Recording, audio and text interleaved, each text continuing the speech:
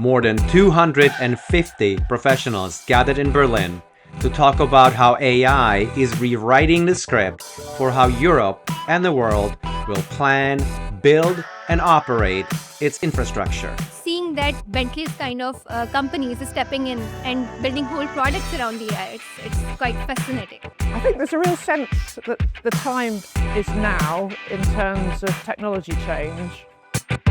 The timing for Bentley Systems Illuminate 2026 Berlin conference couldn't be better.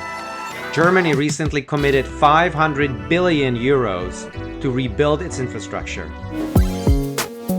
So far, the infrastructure sector has not been seen as an AI leader, and across the industry, AI adoption has been framed as a data problem. I think the big misconception is that you need, using AI, you need structured and labeled data. That's only half of the truth. You can use these trained models to get access to the value stored in PDF, Excel files, logs, and so on. And this is the leverage we have here now with AI that hasn't been there before. The next step is connecting the data across the entire project lifecycle, designer to builder, builder to operator. No information lost at each handoff.